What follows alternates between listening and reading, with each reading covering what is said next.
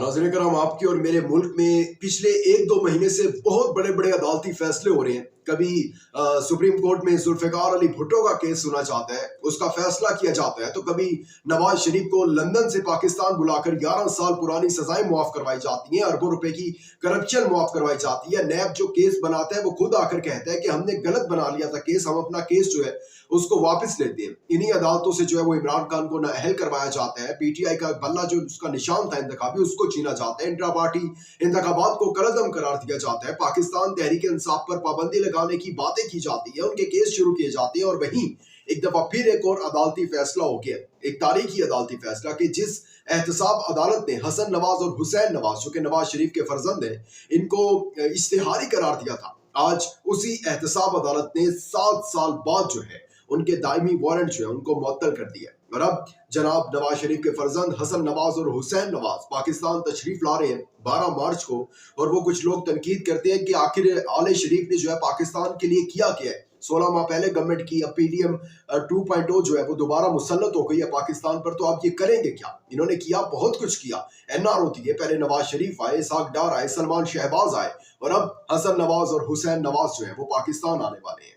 होगा क्या इनके केसेस का? वही होगा जो पहले होता आया, जो नवाज शरीफ के केसेस में हुआ, जो आसिफ अली जरदारी के केसेस में हुआ, जो मरियम नवाज के केसेस में हुआ, जो शहबाज शरीफ के केस में हुआ। इनके केसेस भी जो है वो मुआफ कर दिए जाएंगे। याद रखिएगा, ये मरकजी मुलजिम थे, अल अजीजिया में, पानामा में, ये मुलविस थे और मरकजी मुलजिम थे। लेकिन खैर, पाकिस्तान है, सब कुछ चलता है। जिस तरीके से नवाज शरीफ नाअहल जो थे, उनकी नाअहली खत्म हुई और उसके बाद उन्होंने इलेक्शन लड़ा, किस तरह जितवाया किया वो भी आपको पता है। और उसके बाद शहबाज शरीफ, जिनके ऊपर अरबों रुपए की करप्शन के इल्जाम थे, आज वो वज़ीर आज़म बन चुके हैं।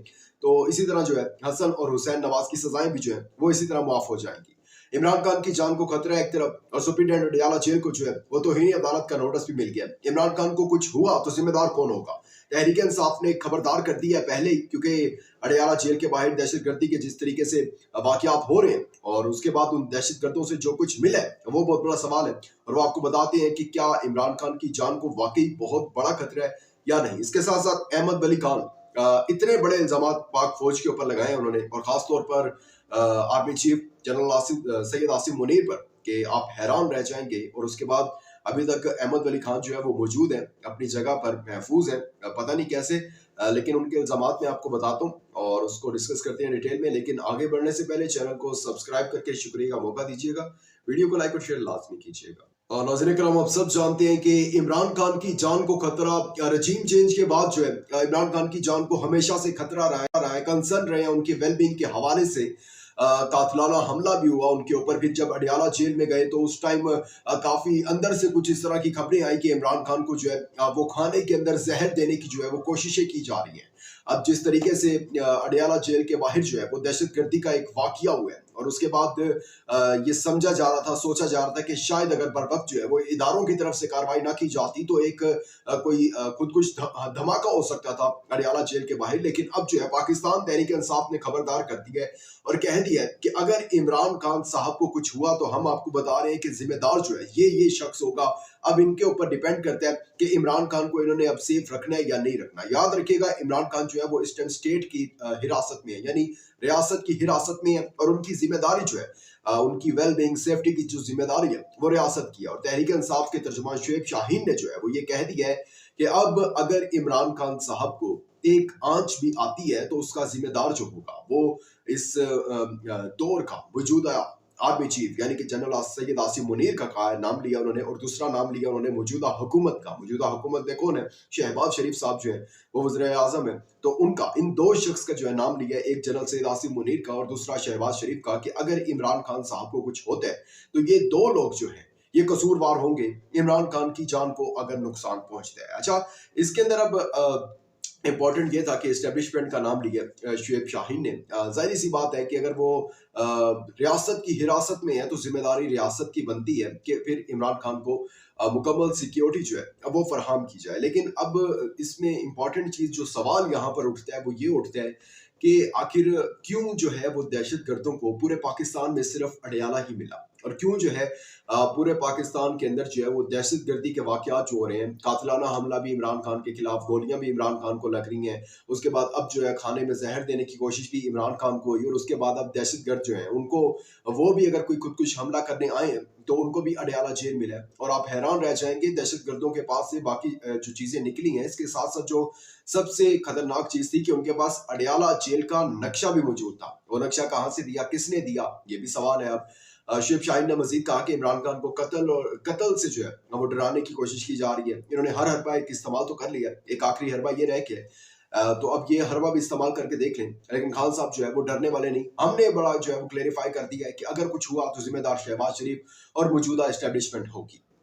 खैर यही चल रहा था कि इस दौरान जो है इस्लामाबाद की सेशन एंड डिस्ट्रिक्ट अदालत ने जो है वो सुप्रीडेंट अडयाला जेल को नोटिस जारी कर दिया। वो नोटिस क्यों जारी हुआ है? क्योंकि उन्होंने इमरान खान और बुशरा बीबी को ऑनलाइन हाजिरी वीडियो लिंक के जरिए जो है वो पेश करने का हुक्म दिया था अदालत ने, और सुप्रीडेंट अडयाला जेल ने जो है वो पेश नहीं किया और उनके ऊपर तौहीन अदालत लग गई है। तौहीन अदालत का नोटिस जो है वो उनको भेज दिया गया, लेकिन वही बात कि ये वही तो सुप्रीडेंट अडयाला जेल है जिनके खिलाफ शाह महमूद कुरैशी ने भी कई दफा शिकायत की, शहरियार आफरीदी ने, मुराद सईद माजरत के साथ काफी लोग, अली मोहम्मद खान और काफी लोग ऐसे जो इमरान खान को मिलने जाते हैं और उनको मिलने की इजाजत नहीं दी जाती, वो शिकायत कर चुके हैं इनके खिलाफ। लेकिन आपको याद होगा इनका बयान सुप्रीडेंट अडयाला जेल का कि कौन सी अदालत, मैं किसी अदालत का कोई हुक्म नहीं मानता। याद रखिएगा कि एक सुप्रीडेंट जो है किसी भी जेल का, वो ये बात खुद नहीं कह सकता।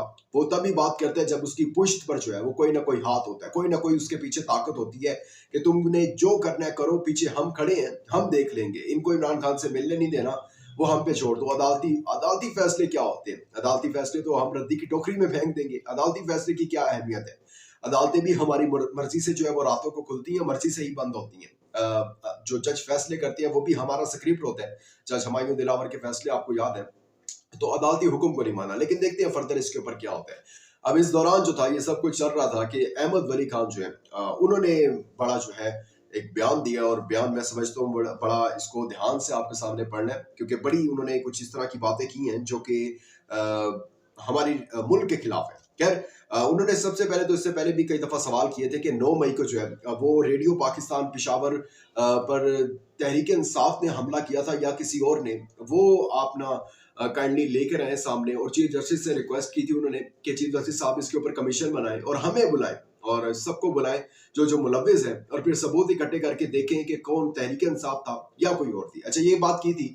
इससे पहले पाकिस्तान आर्मी जो है वो एक चीज क्लियर कर चुकी है कि अगर किसी को कंसर्न है कि वो हम इलेक्शन में, जनरल इलेक्शन में जो है हमने धांधली करवाई है, तो ऐसा कोई जो है अगर आपके माइंड में कंसर्न है तो उसको क्लियर कर लें। पाकिस्तान आर्मी जो है वो दूर दूर तक उसका पाकिस्तान के इलेक्शंस के अंदरूनी मामला से कोई ताल्लुक नहीं है।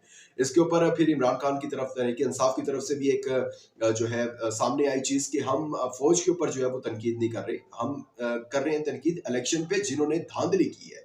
खैर अब अहमद वली खान जो है उनकी तरफ से कहा गया है कि अगर फौज ये समझती है कि फौज ने इलेक्शन में मुदाखलत नहीं की, तो फिर 8 फरवरी को सीटों की बोलियां किसने लगाई? आरओ को जो है वो करोड़ों रुपए दे के उम्मीदवार जो था 5वें नंबर का उम्मीदवार, उसको पहले नंबर पर कौन लेकर आया?